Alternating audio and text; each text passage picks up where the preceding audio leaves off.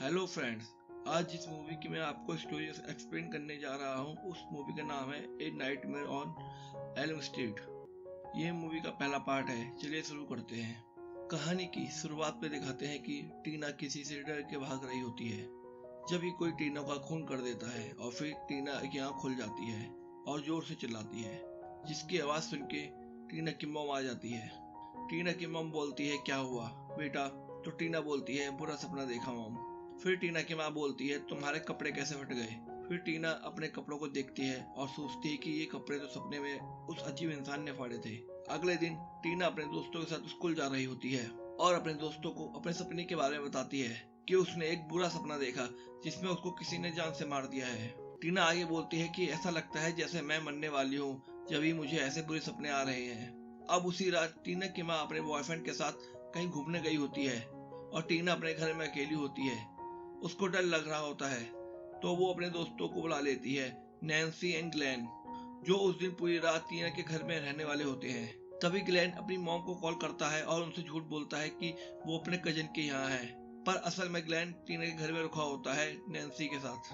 अब टीना और नैन्सी आपस में बात कर रहे होते हैं अपने सपने के बारे में। दोनों को एक ही इंसान फ्रेडी का सपना आता है। बात करते करते टीना को लगता है कोई बाहर है और तीनों बाहर जाकर देखते हैं, वहां पे रोड लाइन होता है जो टीना को पसंद करता है। अब ये चारों घर में चले जाते हैं और सो जाते हैं। अब टीना का वही सपना आता है फ्रेडी का। इस बार फ्रेडी टीना को सपने में जान से मार देता है।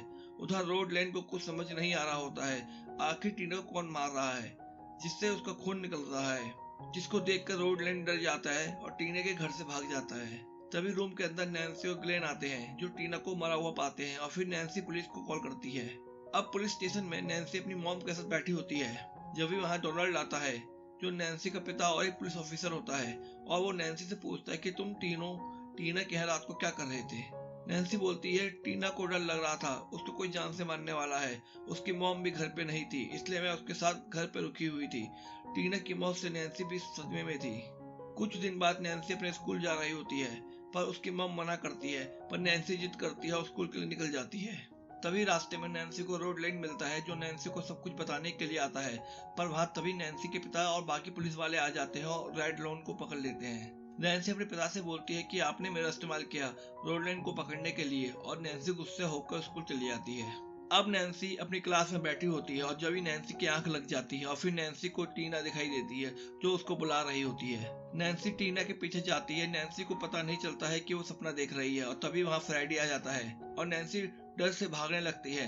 नैन्सी उस वक्त एक फैक्ट्री में होती है और वहाँ पर वो किसी पाइप पे हाथ रख देती है जो गर्म होता है, जिससे नैन्सी की आंख खुल जाती है क्योंकि उसके साथ सपने में जो हो रहा होता है वो रियल लाइफ में भी होता है। जैसे नैन्सी को आगे सपने में चोट लग जाती है तो उसका जख्म रियल लाइफ में भी दिखाई देते हैं। अब नैन्सी स्कूल से निकलकर पुलिस स्टेशन जाती है रोड लाइन से मिलने और रोड से पूछती है कि उस रात क्या हुआ था, तो रोड सब बता देता है। यहाँ रोड नैन्सी को कुछ बताता है, उसको भी एक अजीब आदमी का सपना आया था जिसने हाथ में 4 चाकू की तरह कुछ पहना हुआ था, और रोड लाइन भी फ्रेडी की बात कर रहा होता है।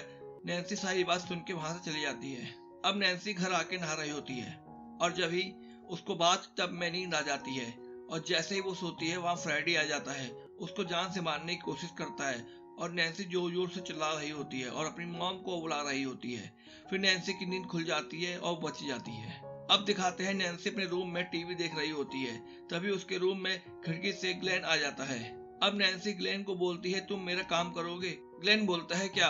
तो नैन्सी बोलती है, मैं सोने जा रही हूँ पर तुम सोना मत, मुझे पर नजर रखना, मैं कुछ उल्टी सीधी हरकत करूँ तो उठा देना। फिर नैन्सी सो जाती है, सपने में पहुंच जाती है और सपने में वो अपने घर से बाहर निकलती है। तभी वहाँ फ्रेडी आ जाता है और वो नैन्सी पे हमला कर देता है। नैन्सी सपने में ग्लेन को आवाज लगाती है और यहाँ ग्लेन भी सो चुका होता है। फ्रेडी फिर नैन्सी को जान से मारने वाला होता है जब भी नैन्सी का अलार्म बज जाता है, जिससे नैन्सी और ग्लेन दोनों की आंख खुल जाती है। अब नैन्सी ग्लेन पे गुस्सा करती है और बोलती है कि मैंने तुमसे क्या बोला था कि तुम मुझ पे नजर रखना और तुम सोना नहीं, अगर मैं कोई बुरा सपना देख रही हूँ तो मुझे उठा देना, और यहाँ तो तुम खुद सो गए हो। तभी नैन्सी की मॉम आती है और ग्लेन नैन्सी के रूम से भाग जाता है।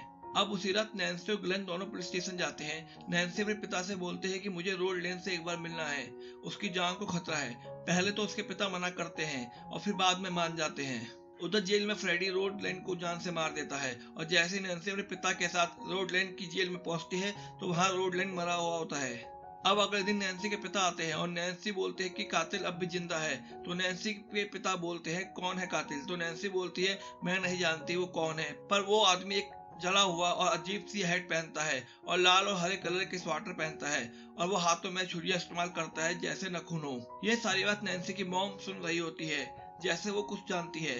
अब नैन्सी की मॉम नैन्सी को डॉक्टर के पास लेके जाती है और बोलती है कि उसकी बेटी को स्लीप डिसऑर्डर की बीमारी है। डॉक्टर नैन्सी का चेकअप कर रहा होता है। नैन्सी बोलती है आप मुझे ऐसी दवाई दो जिससे मुझे नींद ना आए।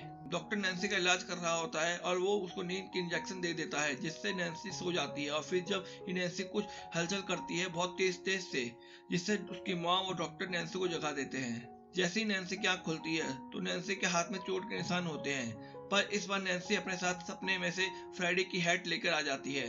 अब अगले दिन नैन्सी की मॉम बोलती है फ्रेडी मर चुका है, वो तुमको कोई नुकसान नहीं पहुंचा सकता है। इस पर नैन्सी बोलती है कि आप सब कुछ जानती हो फिर भी आप बोल रही हो कि ये सब मेरा वहम है, और नैन्सी गुस्सा होकर घर से बाहर चली जाती है। फिर नैन्सी ग्लेन से मिलती है और वो दोनों बात कर रहे होते हैं। नैन्सी रात को जब घर आती है तो वो देखती है कि उसकी माँ ने घर की खिड़कियों पर लोहे की सलाखें लगवा दी है। इस बात को लेकर नैन्सी अपनी मॉम पे गुस्सा करती है। अब नैन्सी की मॉम नैन्सी को सब सच बता देती है कि फ्रेडी एक कातिल है जिसने 20 बच्चों की जान ली होती है, पर पुलिस वालों ने भी हमारा साथ नहीं दिया। फिर एक दिन हम सब पेरेंट्स ने मिलकर उसको जिंदा जला दिया था और वो मर गया। मैंने उसकी छुरियां भी ले ली थी, जिसको नैन्सी की मॉम नैन्सी को दिखाती है और बोलती है कि सब ठीक है, तुम सो सकती हो। नैन्सी अब ग्लेन को कॉल करती है और बोलती है कि मेरे पास एक प्लान है, अगर तुम मेरा साथ दो तो उस कातिल को अपने सपने से मैं बाहर लेके आ सकती हूँ और तुम उसको पकड़ लेना। अगर मैं मर गई तो उसके बाद वो तुमको भी मार देगा, इसलिए आज रात 12 बजे मुझे बाहर मिलो और चाहे कुछ भी हो जाए तुम सोना मत। फिर रात के 12 बज जाते हैं। ग्लेन सो जाता है और इस बार फ्रेडी ग्लेन को भी मार देता है और नैन्सी कुछ भी नहीं कर पाती है। अब ग्लेन के घर पुलिस आती है, उनको भी कुछ समझ नहीं आ रहा होता है। अब टीना अपने पिता को कॉल करती है जो ग्लेन के घर पे होती है और टीना बोलते हैं कि आपने ग्लेन को देखा, उसी ने ग्लेन को मारा है और आज रात मैं फ्रेडी को अपने सपने से बाहर लेकर आऊंगी और आपको मेरी मदद करनी पड़ेगी। अब नैन्सी के पिता अपने साथी से बोलते हैं कि मेरे घर पे नजर रखना, अगर कुछ गड़बड़ लगे तो मुझे बता देना। अब नैन्सी सो जाती है और इस बार वो फ्रेडी को अपने सपने से बाहर लेकर आ जाती है, पर फ्रेडी यहाँ भी नैन्सी को मारने की कोशिश करता है, पर इस बार नैन्सी उल्टा फ्रेडी पर हमला करती है। जब भी नैन्सी के पिता भी आ जाते हैं और इस बार फ्रेडी नैन्सी की मॉम को जान से मार देता है। फिर नैन्सी के पिता को भी नैन्सी पे यकीन हो जाता है और नैन्सी सच बोल रही होती है।